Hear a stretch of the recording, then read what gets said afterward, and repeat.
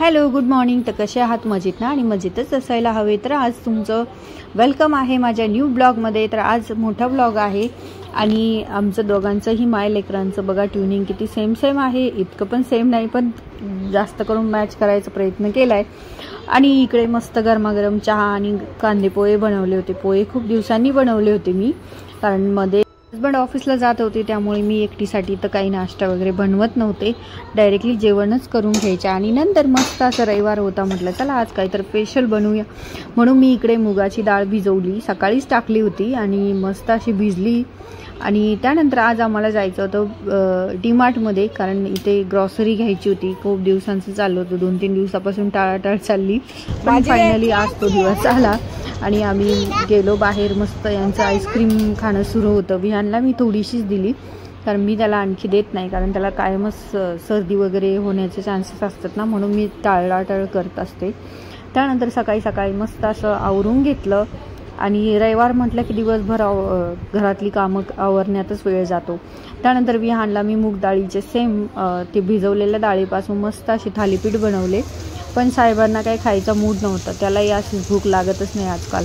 त्यानंतर मस्त अशी दोडक्याची भाजी बनवली, एकट्यापुरतीच बनवायची होती.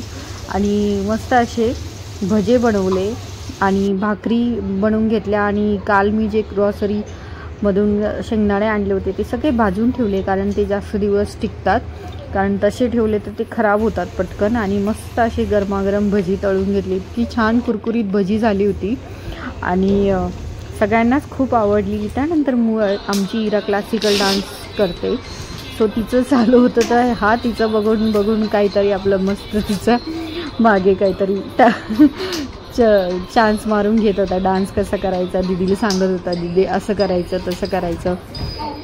आणि खूप दोघांचं ट्युनिंग इतकं छान जमतं मस्त. आणि दोघंही तेवढंच मारामारी करतात, भांडणंही करतात आणि खेळतातही. ते असं असतं ना, तुझं माझं जमे ना, तुझ्या वाचून करमे ना, तशी गंमत आहे यांची. आणि त्यानंतर मस्त असं टाईमपास चालू होता आणि इव्हिनिंग झाली, मस्त टाईमपास केला. आणि मैत्रिणींनो, तुम्हाला जर माझी ब्लॉग आवडत असेल तर प्लीज लाईक, शेअर आणि सबस्क्राईब करायला विसरू नका. त्यासोबत फेसबुक आणि इंस्टाग्रामवरही माझं पेज आहे, तिथेही जाऊन फॉलो करू शकता. आणि आमची इरा क्लासिकल डान्स खूप छान करते, जे आता शिकते ती. आणखी 1च महिना झाला आहे वाटतं, कारण ते आठवड्यातून 2च दिवस क्लास असतात, त्या मानाने ती भरपूर काही शिकली.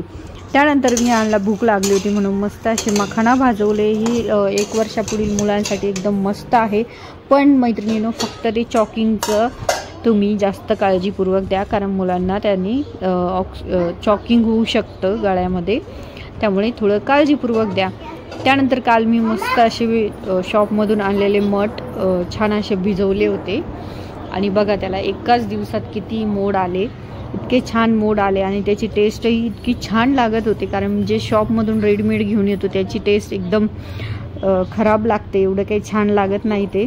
पण आपण घरी भिजवलेले, आणि आता उन्हाळ्याच्या दिवसामुळे पटकन त्याला मोड पण येतात आणि छान असं मटकी आपली घरच्या घरी बनवून होते.